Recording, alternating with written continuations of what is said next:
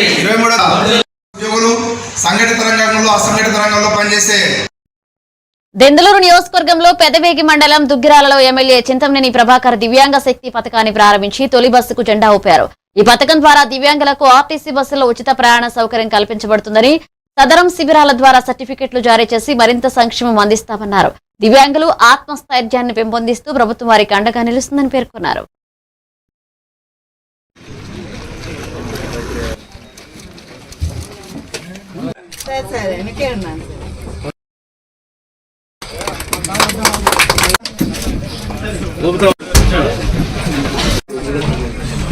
దివ్యాంగ శక్తి అనేటువంటి నామకరణం చేసి గౌరవ ముఖ్యమంత్రి గారు, ఉప ముఖ్యమంత్రి గారు, రవాణా శాఖ మంత్రులు ఆర్టీసీలో కొన్ని రకాల బస్సులు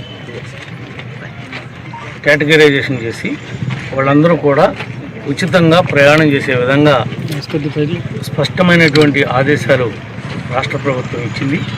ప్రత్యేకంగా మరి రాష్ట్ర ప్రభుత్వానికి, ముఖ్యమంత్రి గారికి, ఉప ముఖ్యమంత్రి గారికి కూడా కృతజ్ఞతలు తెలియజేస్తున్నాం. ఈ కార్యక్రమాన్ని ప్రతి ఒక్క దివ్యాంగుడు కూడా ఉపయోగించుకుని ఈ గవర్నమెంట్ యొక్క మన్నన పొందాలని ఆశిస్తాం.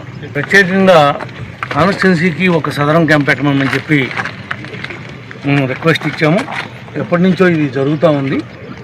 ఈరోజు ఈ కార్యక్రమాన్ని పురస్కరించుకొని ఒక 20 నుండి 30 మందికి